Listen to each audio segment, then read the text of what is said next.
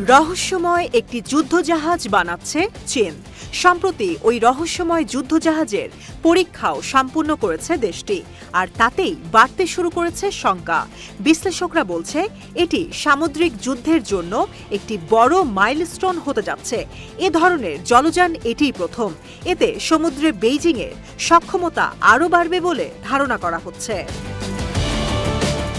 Social মিডিয়ায় viral হওয়া ছবি এবং ভিডিও অনুযায়ী চীনের নতুন রহস্যময় যুদ্ধজাহাজ দেখতে বিমানবাহী জাহাজের মতো হলেও আকারে অনেক ছোট। রহস্যময় জাহাজটি প্রায় 656 ফুট লম্বা। এতে একটি বড় ফ্লাইট ডেকও রয়েছে, যা সম্ভবত ড্রোন এবং ক্রুড হেলিকপ্টারের জন্য ব্যবহার হতে পারে। জাহাজটি দক্ষিণাঞ্চলীয় শহর কুয়াংজুতে লংশু দ্বীপে জাহাজ নির্মাণ কোম্পানি কমেকের মালিকানাধীন একটি ডকে নির্মাণ করা হয়েছে বলে ধারণা করা হচ্ছে। জাহাজের আকার এবং কনফিগারেশনগুলো চীনা নৌযান টাইপ O75 ল্যান্ডিং হেলিকপ্টার ডকের মতো। এর হালকা বিমানবাহকের নকশায় দুটির পরিবর্তে 3টি দ্বীপ সদৃশ কাঠামো রয়েছে। বলা হচ্ছে এই ধরনের যুদ্ধ জলযান এটিই প্রথম। আমেরিকান মিলিটারি নিউজ সাইট দি ওয়ার জোন এই জাহাজের বিষয়ে প্রথম প্রতিবেদন প্রকাশ করেছিল। সেখানে বলা হয়েছে এটি সম্ভবত একটি বেসামরিক গবেষণা জাহাজ, যা নৌ মিশনে সহায়তা করতে সক্ষম। জাহাজটি 10 সেপ্টেম্বর থেকে 9 অক্টোবরের মধ্যে যে কোনো এক সময় চালু করা হয়েছিল বলে ধারণা করা হচ্ছে।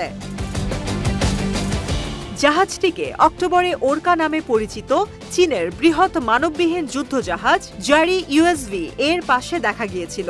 আমেরিকা এবং চীনের বিভিন্ন প্ল্যাটফর্মে প্রচারিত আরও কিছু ছবিতে জাহাজটিকে ভালোভাবে দেখা গেছে।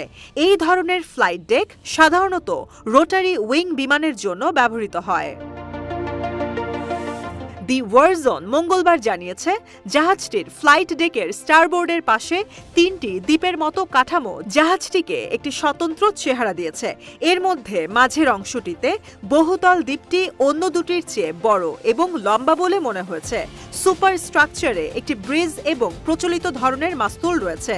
বড় ধরনের ফ্লাইট অপারেশন পরিচালনার জন্য এর পেছনের দিকে চকচকে টাওয়ার এলাকা রয়েছে। এছাড়াও একটি স্পেশাল মাস্তুল রয়েছে। দি ওয়ার জোনের সংগৃহীত ওপেন সোর্স ছবিতে দেখা গেছে সামরিক বাহক বা বহুমুখী উভচর অ্যাসল্ট জাহাজের তুলনায় জাহাজটি একটি সহজ এবং সস্তা নকশায় নির্মিত। ধারণা করা হচ্ছে এটি চীনা নৌবাহিনীর একটি প্রকল্পের চেয়ে CSSC দ্বারা নির্মিত একটি ব্যক্তিগত উদ্যোগ হতে পারে। চীনের বেসামরিক ও সামরিক জাহাজ এবং প্রযুক্তির মধ্যে মিল থাকার কথা না, কিন্তু সেখানে যেভাবে জাহাজটি ডক করা হয়েছে তাতে মনে করা হচ্ছে জলযানটি বেসামরিক এবং সামরিক উভয় ক্ষেত্রেই ব্যবহৃত হতে পারে। তবে নতুন জাহাজটি কিসের জন্য ব্যবহার করা হবে, নতুন ছবিগুলো সে বিষয়কে আরও রহস্যময় করে তুলেছে।